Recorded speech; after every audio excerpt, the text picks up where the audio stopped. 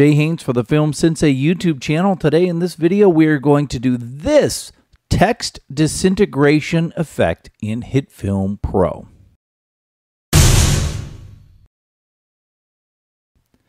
Now the reason we're using HitFilm Pro is because this is an effect that requires the particle simulator. So if you have the add-on pack for Express that can do the simulator, the particle sim then you absolutely can do it in Express as well, but I'm going to do it in Pro. I'm going to start by creating a new composite shot, and I'm just going to make this about 8 seconds long, and this will actually be my final shot, okay? And I'm going to add a new text layer, so new layer, text, and I'm just going to make it the width of the project, which in this case is 1920 by 400. And clicking on the text icon, I will go ahead and type in my text. And while I am adjusting this, I will let you know that it can say anything, it can be anything, and it doesn't even have to be text. And I'll show you what I mean a little bit later. What I'm going to do now is I'm going to go ahead and make this into its own composite shot. So I'm going to right click on it and say make into a composite shot. And I'm actually going to refer to this as the graphic. And the reason is because, like I said, there is no reason why it has to be text. It can be anything else. Okay, and again, I'll go through that. Now that I have my graphic, what I am going to do is I'm just going to use my mouse wheel and scroll out a little bit.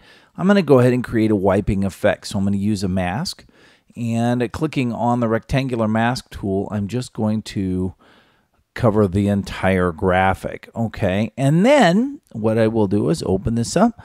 Under the transform properties position, I'm going to keyframe it. I might go out about 4 seconds or so, however long I want the wipe to last. And then I'm just going to move it. Now, does it matter which way it wipes? No, it doesn't. Okay, it can wipe from left to right or top to bottom, right? Doesn't matter, but it's just basically wiping away that text. Okay, so there is that. Now, what we need to do is we need to go ahead and have the disintegration effect spring from the very edge where it is disintegrating from, okay?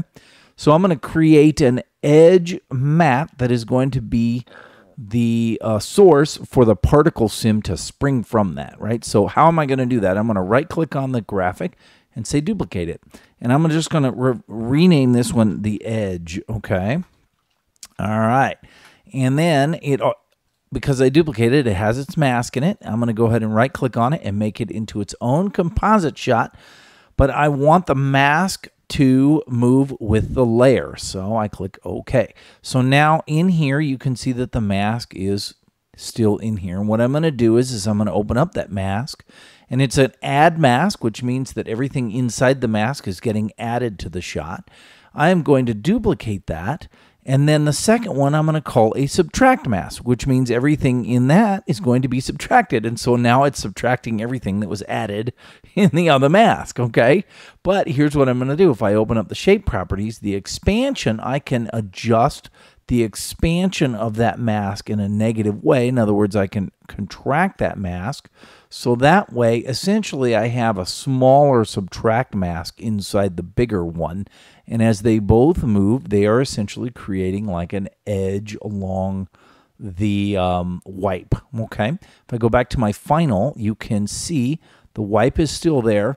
But if I were to turn off that graphic for a second, you can see that the edge is on the leading part of the wipe itself. And so that's where we're going to use.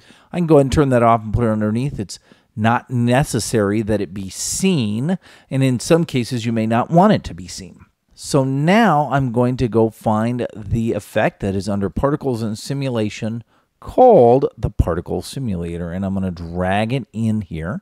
And if I play this, you can see that there is the particle simulator playing away, okay? So if I go back to the beginning and I double-click on this, then it will bring it up in my controls panel, and I can start working with it. I'm going to open up the emitter shape property, and instead of it being a point, a circle, quad, sphere, or cube, I want it to be a layer. I want it to use a layer. And guess what layer I'm going to use? I'm going to use the edge composite shot. Now, right now, the edge composite shot is literally this entire thing. So if I start moving my playhead forward, you can see that particles are coming out of the entire thing, right? And you say, well, I only want it out of that little edge, right? Which is what I want. So if I go back to the particle sim and I say only use the layer alpha, tick that on, okay, now it won't spring out any particles out of the transparent part, only out of the part that is actually visible in the edge, okay? And so now if I am pushing my playhead forward, you can see that particles are now springing out of just the edge, okay? So now I just have to make adjustments to the particle sim to make it look the way I want it to look, all right? So we'll button that up. And we're going to start by opening up the actual particle sim itself. Now, the general, we're going to beef this up to 10,000 particles per second. So I'm going to go back to the beginning before I do that.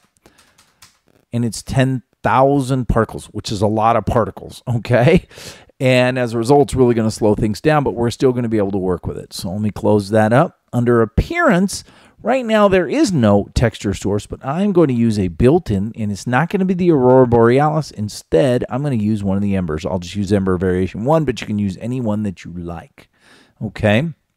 Under movement, the life needs to be a lot longer than 1 second. We're going to make it about 4 seconds. I'm going to take the scale down to about 50%, but I'm going to bump the speed up to 500, okay? Just so you know.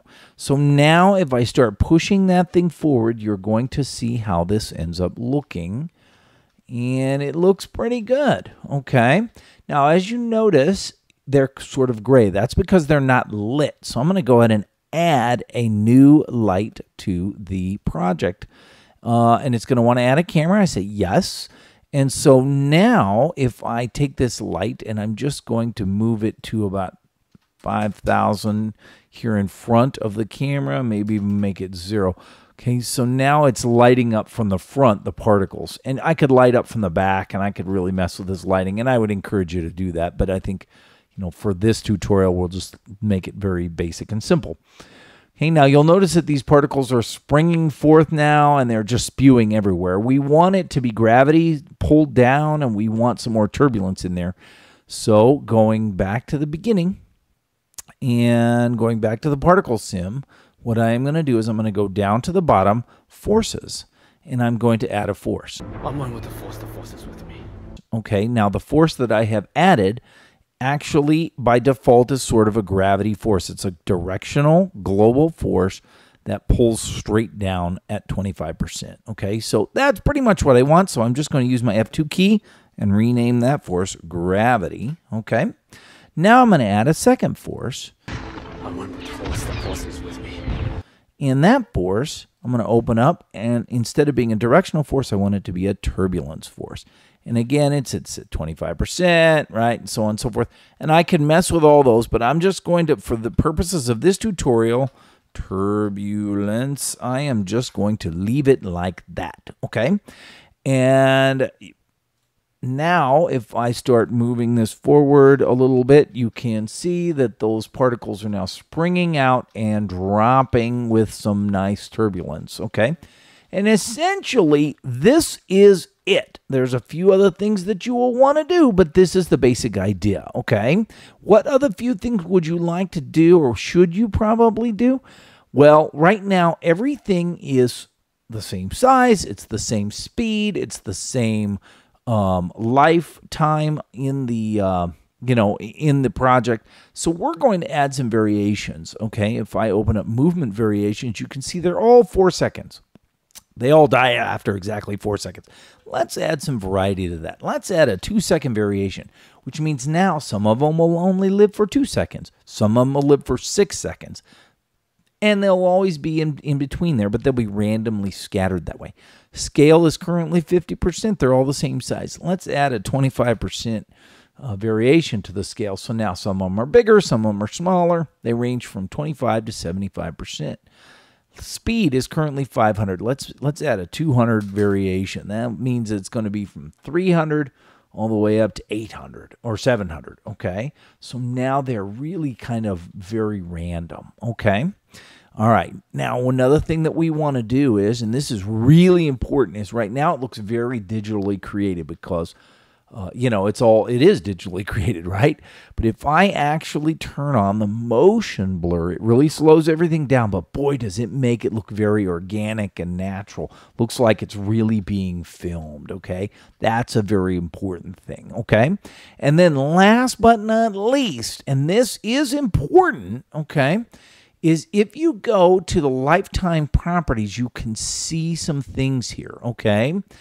For example, the color right now is just set to the color of the letters, okay? But you can mess around with that. You can make that some sort of a gradient color or a random color. Scale is another thing. I like the scale. Right now it's the same size, 100% all the way through.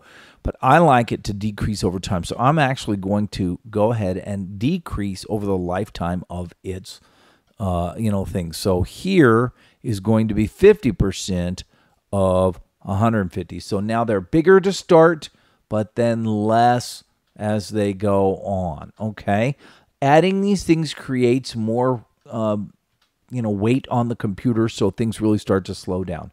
You'll also notice, because the size is so much bigger now, that the light on it's almost too washed out. I'm going to go ahead and just take the light and knock it down to about 80% like that, okay?